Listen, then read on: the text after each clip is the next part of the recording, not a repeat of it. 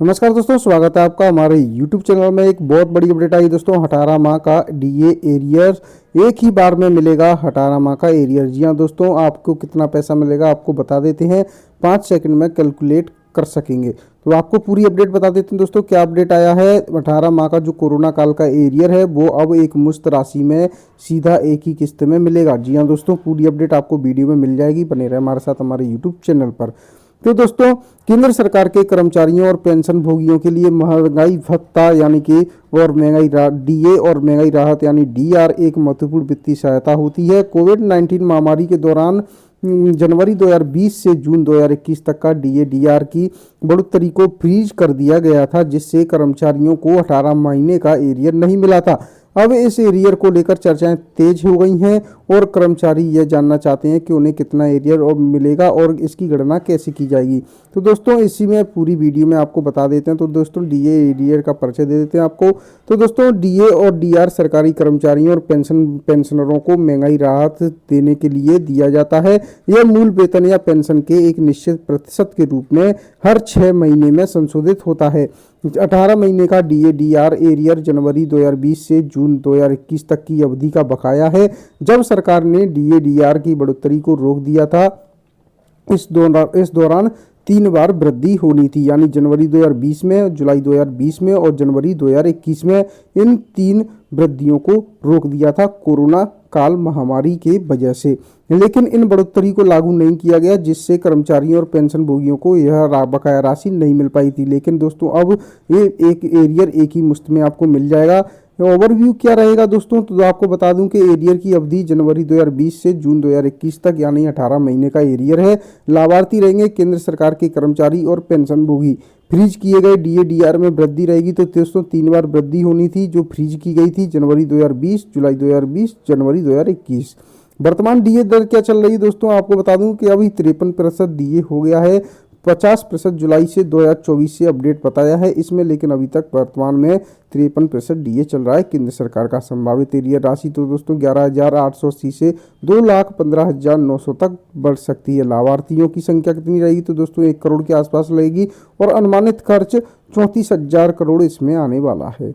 DA और arrear calculation का तरीका क्या रहेगा, तो दोस्तों डीए डीआर एक एरियर की गणना करना थोड़ा जटिल हो सकता है, लेकिन इसे आसान बनाने के लिए आपको क्या करना होगा बता देते हैं। तो दोस्तों, मूल वेतन निर्धारण करना होगा आपको। सबसे पहले आपको अपना मूल वेतन निर्धारित किया जाता है। यह वह राशि होती है जिस पर डीए लागू होता है।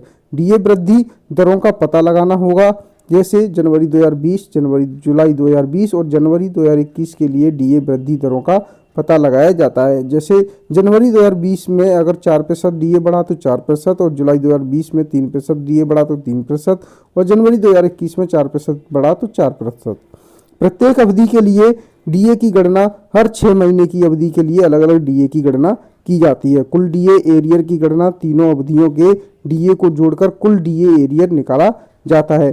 टैक्स कटौती रहती है दोस्तों, अंत में लागू टैक्स नियमों के अनुसार कटौती भी की जाती है। डीए एरियर कैलकुलेशन का उदाहरण क्या है, तो दोस्तों मान लीजिए एक कर्मचारी का मूल वेतन 50,000 है, तो इसमें वृद्धि दर दोस्तों 4%, 3% और 4% के हिसाब से होगी, जिसकी गणना आपको बता दें दोस्तों। जनवरी जून 2020 में 6 महीने की, तो 50,000 इंटू 4100 इंटू 6 महीने आप इनसे इंक्लूड करेंगे तो आपका वेतन एरियर हो रहा है 12,000। और दोस्तों ऐसे ही आपको एक गणना करनी होगी। ऐसे ही आपको बता दूं दोस्तों कि जैसे ही जुलाई दिसंबर 2020 का 6 महीने का, तो अगर आपकी सैलरी 50,000 है तो इसमें इंटू 4 + 3 यानी कि 7 हो गया ये आपका जुलाई और दिसंबर तक, जुलाई 2020 तक 6 महीने का एरियर। तो दोस्तों ये पूरा आपका एरियर पहुंच रहा है 21,000 रुपये के आसपास। ऐसी गणना करनी होगी दोस्तों। तो कुल एरियर इसमें हो रहा है दोस्तों 66,000 के आसपास। अगर आपको कुल एरियर 12,000, 21,000, 33,000 हो रहा है, जो कुल एरियर टोटल हो रहा है 66,000 के आसपास।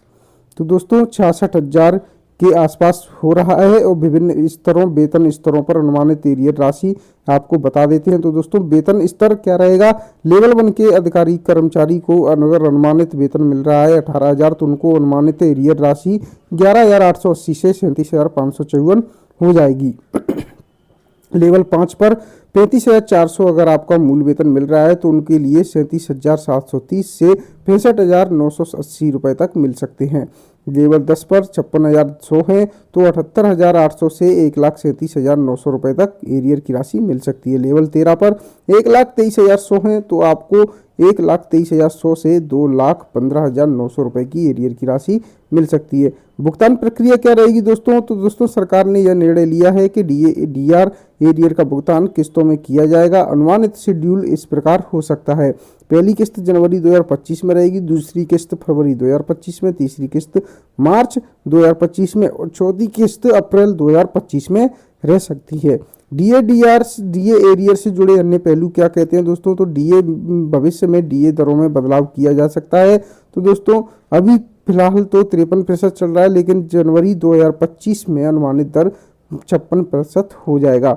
यह दोस्तों जनवरी से लागू हो जाएगा। अगर अभी डीए बढ़ता है तो आपका जो डीए और डीआर दोनों ही बढ़ेगा, जो जनवरी से लागू होगा। तो दोस्तों आर्थिक प्रभाव क्या रहेगा? तो दोस्तों यह राशि कर्मचारियों की क्रय शक्ति को बढ़ाएगी और बाजार में मांग को प्रोत्साहित करेगी। साथ ही यह सरकारी खजाने पर भी बड़ा प्रभाव डालेगी।